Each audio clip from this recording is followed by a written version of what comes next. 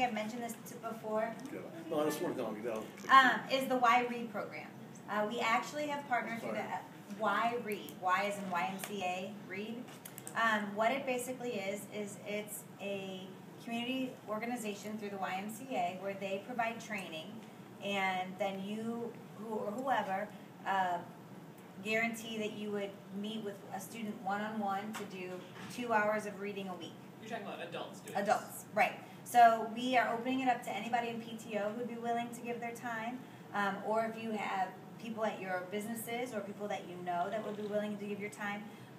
We will pay for the training and for everything that goes forward with it, and then you just would have to guarantee that sometime between 7 and 4:30, twice a week for 1 hour, you would come to school to do reading with students one-on-one. The reason before this is we're really going to be amping up a whole literacy campaign that you'll see move out throughout the whole building and trying to do a lot more authentic reading and writing as we get ready for the Common Core. But one of the things we noticed was the amount of kids that were scoring below basic on the SRI, the Scholastic Reading Aptitude Inventory test, and those below basic kids are 2 or more grade levels underneath their grade. So really trying to get that one-on-one attention. Because of our community school, we'll open it up to the partners of the community school. We're also opening it up to Fonfon, to their teachers of reading. So Fonfon college students who are learning how to become teachers have to do so many practicum hours, and so they're going to come here to do teaching of reading with our kids. So we only had to have 10 people sign up to be able to have the Y come, and they're going to come. We'll let you know the trainings. It'll be at the end of January, and then we'll do another one in February. So if anybody's interested in volunteering their time, or if you know some people at your workplace that are looking to, and we said that we're going to try to work with kids that are really needing that reading help, but that aren't necessarily behavior kids or aren't necessarily, have, so that there can be a real successful relationship. So we're trying to, so that's one thing to be aware of as you might start seeing emails and things as it comes across for the Y Read program. Mm-hmm. What about the retiree community? Retirees, absolutely, that would be great. Retired teachers to come back and do it would be great, or anybody who's, because we don't qualify for OASIS, which is who comes to the elementary schools, that stops at 6th grade. So this is kind of to supplement on the other side. We also are trying to contact the high school kids who have to do the tutor hours and the You Serve work to come down here too. So we're trying to gather a lot of people. We have about 35 to 45 kids that need to be serviced, who need to have that one-on-one help. So that's something that you'll be hearing a lot about. The winter ball, I just want to thank everybody who was there that night. It was wonderful. It had been a really long week at school, and it was just awesome to see the kids dressed up, to see how they behaved. I mean, all the parents that were there. It was really, really, really neat. And I thank Ms. Nichols and her committee, but I wanted to thank the parents too, because there was a lot of parents there, and I think most of the parents had a lot of fun being there. So, and I would see a lot of them started in the hallway and then would creep their way into the gym, which was really fun to watch. But I also appreciate, because it was very loud, and there was some parents were sitting right next to the speakers and stayed the whole time, but the kids had a ball. I've got some awesome pictures that we're going to try to get up on the website, and actually the photo booth gave me a CD of all of the pictures that were taken, so we can use those in some things for the kids and slideshows. And they said that our kids were the best behaved kids that they've had at a school. So that was wonderful. And I have to agree.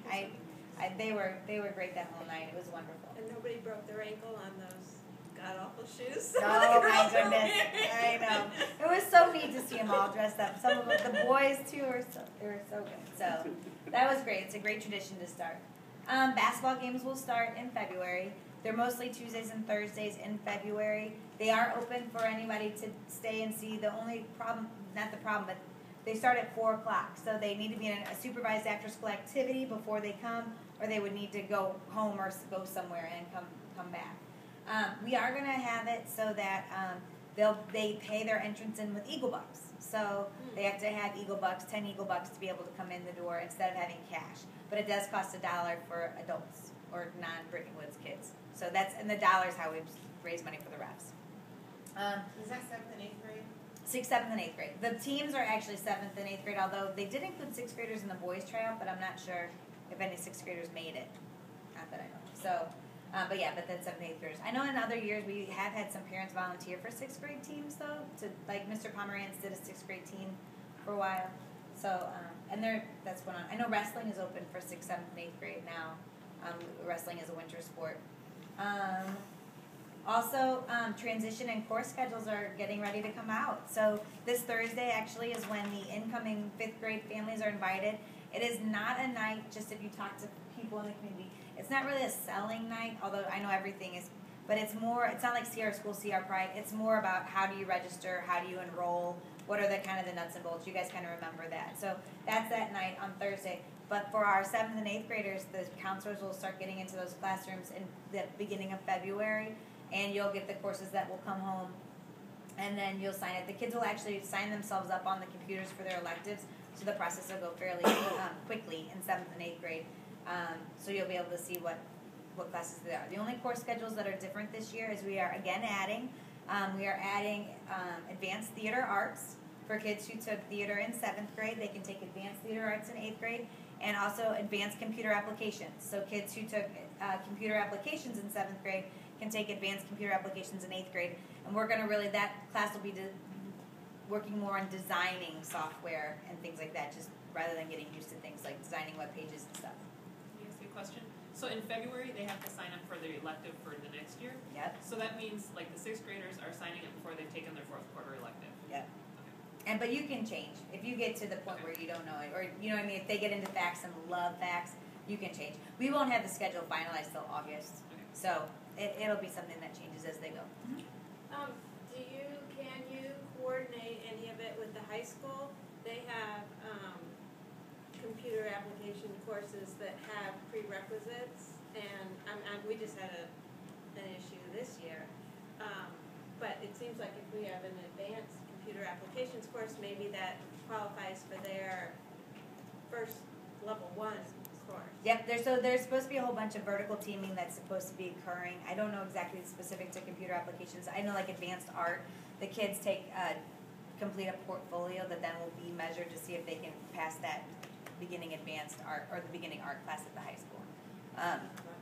Just Yeah, about the the computer computers. application. But that's something that you'll see in here.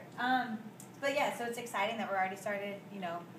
Also for next year, we'll have a little bit of a different schedule. It won't really be that much different, with the exception that we're building in enrichment period in the morning. So instead of just having homeroom on Fridays, they will have an academic enrichment period every morning. For some kids, this may be that maybe they need just a little extra help in math, so they'll have a math lab. So Miss Feemster would have, say, 25 of her kids, and she'd see them every morning for extra help for pre-teaching in math. Miss Crawford may see 25 kids for comm arts, to do more comm arts work. Also, we're going to offer enrichment classes. So, for example, robotics, instead of being after school, would be possibly before school. So, because I know that sometimes kids like to do a lot of different activities after school, and since we only offer them 3 days a week, they conflict. So, trying to offer enrichment classes for kids before school as well.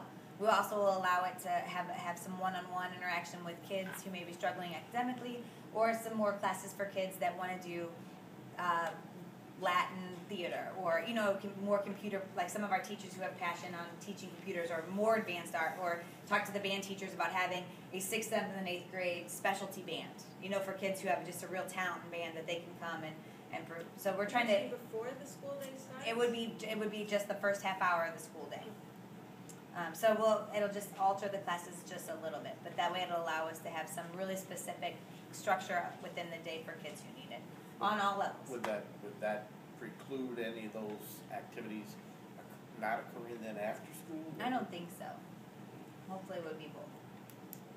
Yeah. And the kids that don't need the extra academic? That's why we're going to try to have some of those enrichment classes. Okay, then they would pick what they want. Yeah. So if there's a teacher who, Mr. K, our 7th grade science teacher, really is into environmental science, so he may do some of that stuff. It may allow for WashU to push in with some of their programming that they do, where kids have to leave and go to school, but we're trying to embed it within the course of the day, so it's a lot more accessible. And then also allow, our math and comm arts teachers to do, I talked about this a little bit, but hopefully next year you're going to see a lot more intensive writing and reading. A lot more nonfiction reading, a lot more argumentative writing as we move towards the Common Core. That there'll be a minimum requirement in each class as we really try to get everyone reading and writing a whole lot more, because that's something that we just need to do to be prepared for high school and for the Common Core and for life. So that's a little bit different for the schedule for next year. Also, MSIP 5 is coming through, so you'll hear a lot about that, about where we're moving to. The academic achievement is pretty much the same for us, and those goals don't change much. The biggest thing that for parents to be aware of is the way that attendance is looked at is different.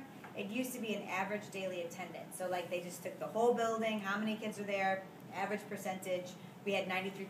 You would hear maybe at school improvement plans and stuff, people say that. The way that they're going to look at it differently is now it's going to be 90% of the kids have 90% attendance or better, which 90% attendance is you can't miss more than 17 school days. And for most kids, this isn't a problem, but sometimes I know there's families that travel, there's, you know what I mean, or if you're sick, say you get the flu and you miss 4 days, and then you have a vacation that's 5 days. So there'll be a lot more interaction for parents, or maybe you go to a doctor's appointment for half a day, you know, things like that. So those are things that we'll be trying to communicate a lot clearer to parents about how the attendance will work, because it will be different. And because it doesn't matter if you are, you know, your parents pull you out for vacation, or if you are suspended, it still counts against us the same way. So you'll getting hopefully to educate the families and stuff more about what that looks like. Ms. Ragsdale, our social worker, will be working with everybody that way. The other thing that's going on currently is Discovery Education. Before Friday, hopefully, maybe Saturday, you'll get in the mail a report of your child's Discovery Education scores. And Discovery Education is the new Edison benchmark that they take. They've taken one test in September, they took a test in November. So you guys will see exactly where they're performing. It'll say advanced, proficient, basic, or below. Advanced and proficient mean they're at or above grade level, but basic or below is underneath. So that way you can start having conversations with your children about where they are. They'll take the test again in February, and it all prepares for the math test. But we've never done this before where we've actually shown the parents their scores.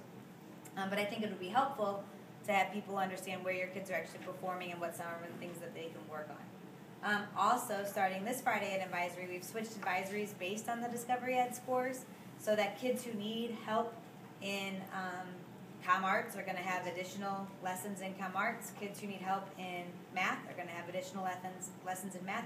And kids that were proficient in both math and ComArts will get some privileges. And they'll be working with our gym teachers to get some privileges within the advisory time in the morning. Does they know this all?